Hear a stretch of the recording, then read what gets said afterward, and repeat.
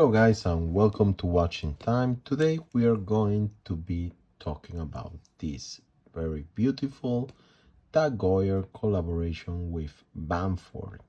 So probably you will find that in the title I was playing a little bit with some of the ongoing, how do you call it, click chasers or click catchers or whatever they want to call themselves. So, these titles that people in YouTube or other media, social media, they are trying to do just to catch clicks of their videos, not really telling you what they're talking about, but not even putting a picture of what they're going to be talking about, but just telling you something very generic that for some strange reason to myself at the end of the day makes people click on the video.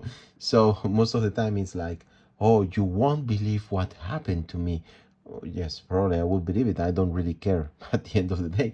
But or this is the best watch you're going to be finding at this price point, or why this watch was given to me, or something that it is going to be like a catchphrase or something that it's going to definitely catch attention. But I believe that this is not fair.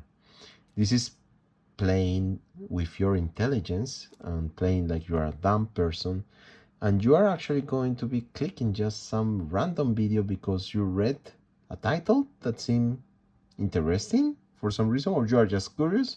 So on my town there was a say, curiosity killed the cat.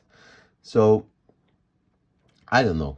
I just really find it stupid in today's society that we are being play around with random titles on, especially on YouTube, on Twitter, on other media, and I wanted to play a little bit with you guys, but also bring up this important topic because it's not fair for you to be play around at the end of the day. So anyway, I am going to be talking about this very nice watch actually, which it is a limited edition. It is a very special watch because it's only 1,500 made, but also because it brings a very unique collaboration between two brands. One is Tag Heuer from one side, we know them, it's big history in terms of watchmaking watches.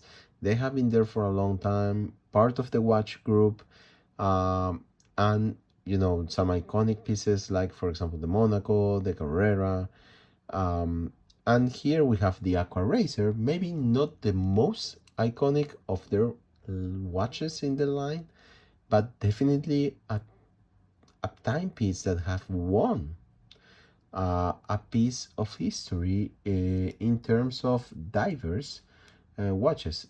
I will most of the time associate Tag Heuer with timekeeping, particularly of racing. And that's where the Monaco goes directly. Uh, I will definitely not associate, in my mind at least, Tag Heuer with diving. So that's probably the reason why Aqua Racer, and even the name, Aqua Racer, where are you racing to? What aqua are you going to be doing to race to? But it is probably the weakest, even if it's very, very popular, especially in the Asian and Latin American markets, probably one of the weakest parts of the brand in terms of recognition, history, etc. Anyway, Aka racers are recognizable. They look a lot like other divers in time. They have changed a lot, some of their design, unique pieces, but essentially they have remained very particular with these cases that present themselves with free sides on each of the sides, either the right or the left side of the case, straight, almost lax, big cases usually. So the Aqua Racer has, at least for the last 10 years, I have some Aqua Racers. I have one very interesting in DLC limited edition. It's a 40 millimeters and it's a 1000 meters water resistant watch. Nowadays, Aqua Racers have moved to the more bigger size and less technical details. So you usually have a 300, 200 meters water resistant, which is okay for normal diving, but the cases are bigger. I have had long discussions on the size of the case and their correlation to the water resistance. Obviously, if you're going to be having a bigger case, it's more easier to make it waterproof and more resistant to water. Smaller the case, the more difficult it's going to be. And yet, there are a lot of 40 millimeter watches that will show an impressive 1000 meter water resistance um, as a characteristic without the use even of a helium bulb. So that's to say that technical, you can do this type of things with a reduced case. The bigger the case, obviously you will see models like even the Omega Seamaster with a helium valve for 300 meters, which is kind of weird. In this case, the Aqua Racer around 300 meters, 43 millimeters case. That's fine. That's fine. And it's also a design matter if you want to have a big watch. But then you will have more technical watches, like for example the Rolex Deep Sea, that will sport a bigger case and also a kind of much more impressive water resistance, obviously compared to other divers. So anyway, going back to the collaboration, Aqua Racer from one side, from the other, this is, and this is also the reason why I got it, you have Bamford. So Bamford, I suppose most of you that are watching this video, probably you already know what Bamford is. But just for the people that don't know Bamford, Bamford is a house.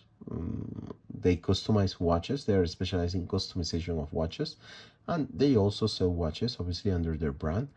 They have been there for quite a time now. They are based in London, and they usually, at the start at least, they they were customizing watches under request. So you will find a lot of Rolexes, for example. They were one of the main brands that they were customizing at the time, that have been customized by Bamford. So you will find probably a Rolex Submariner with Bamford written inside and the case total DLC black, for example, or some other interesting details. Usually Bamford kind of modify watches into a more technical, more kind of special ops, if you want to put it that way, modification. And there are a lot of black DLC Rolexes and sandblasted Rolexes that have been modified by Bamford. There, probably 4 to 5 years ago, there was a big argument around this because Rolex was kind of suing at some point all these third brand modification houses because they were saying that they were actually counterfeiting the Rolexes. So the sense that obviously that was a real Rolex the moment they gave them to Bamford, but Rolex was stating that from the moment that Rolex was modified and changed, it was not anymore a Rolex. So apart from that, and this whole situation, so that's probably one of the reasons why Bamford, you will not find Rolexes in their pages. Um, uh, you can probably still ask them. I don't know if you can ask them to modify your Rolex. Probably it's still possible. It's your watch at the end of the day. But Rolex was kind of saying that these watches were counterfeit because of the modifications, the changes on the pieces, etc., etc., and they were kind of Frankensteins. So they were not recognizing anymore the warranty and other type of stuff. That's also fair. From the moment that the watch doesn't have the same components, even if the movement is the same, but for example, it has an open case back or it was unblasted, etc., it's not the same watch. Obviously, your warranty, it's void at that point. Does it mean that these Rolexes lose value? Not really. Actually, they have gained value. So they are usually selling for a 20-30% premium more price than the retail of that specific model. So just for us to understand this better, If you have a Kermit, or let's put it a Starbucks Submariner, that is usually being sold around 20K. If it was modified by Bamford, you will probably see it around being sold by 25, 28K. So it's like a 30-40% increase in the price, and the value is related to the thing that at that point it's a one piece only. You will only find that piece worldwide. Obviously, it has its warranty and everything. So you have the original Rolex warranty that at that point is probably void, and then you have the Bamford.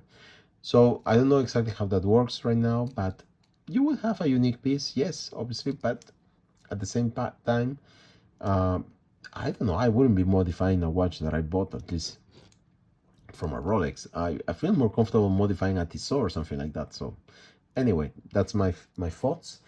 If you want to visit their site, I recommend it. It's very nice. You will find nice models. Bamford has a cushion case model that it's very interesting. At least I believe it is. It reminds me of a Panerai, but it is at the end of the day a case that can be used in many occasions. They have the B347 that it's also a chrono, which is quite interesting for the price point, also around 2000. You have the GMTs that are around 1200, and some interesting modifications with Snoopy if you are into those type of things. Anyway, on this collaboration in particular, Bamford, as you can see in the dial, collaborated with Tag Heuer and modified this Aqua Racer 1000 feet, obviously, of resistance. They modified the dial to look kind of what I call a vinyl record. The indexes in the hour markers, they are rectangular full lume pieces. It's a very nice blue tune of lume. Also, you will find that in the hands and the minutes in the hour hands. This kind of DLC black also plays into the hands. The tip of the second hand has this reminder kind of orange and white. It reminds me like of it reminds me of airports. And then you have this very nice orange index all around the dial. The bezel, it's titanium, as well as the case and the strap. They have been all fully treated with what it looks like a sandblasted dark gray color. As you can see, also the triangle here, it's orange, so it is some of the colors that reminds you also of Bamford, this orange black. You have obviously a normal diver's clasp with a very classical extension. It's a 43 millimeters case, so it's going to be big, with around 21.5 on the lugs and around 12.5 millimeters height. So it is going to be wearing big in the big area for a normal wrist. If you have a small wrist, I wouldn't probably recommend this type of watches. I will show you how it looks in my 18 centimeters wrist. The back part of the strap has not been treated or sandblasted. And then you have obviously the case, which is also titanium and has also been treated with the sandblasted effect, and has also the numeration of the one of 1500 watches. So a classical Aqua Racer that has been transformed and modified from a collaboration between two brands. I think this is really a very nice piece. At the end of the day, it delivers both on the fact that it's an Aqua Racer, it is also a titanium watch, and at the same time, it's going to be bringing the spirit of what Bamford does in an official manner through the collaboration to one of the Aqua Racers, making it quite unique, so you can have a taste of both brands working together. And I think it actually works very, very well. It makes it look more stealthy, kind of a special ops. At least from my point of view, it looks more like a tool watch rather than a diver's watch. And for me, that was really attractive at the end of the day when I wanted to add this Aqua Racer to my collection. Anyway, guys, I thought that you like. I think at least I hope that you like the video, and if you like my video reviews or you want to see any others, just subscribe to the channel. I will try to drop some more videos before the Christmas holidays. I have a lot of watches I haven't reviewed yet in the collection, so I will be seeing soon with another new review. Until then, please take care.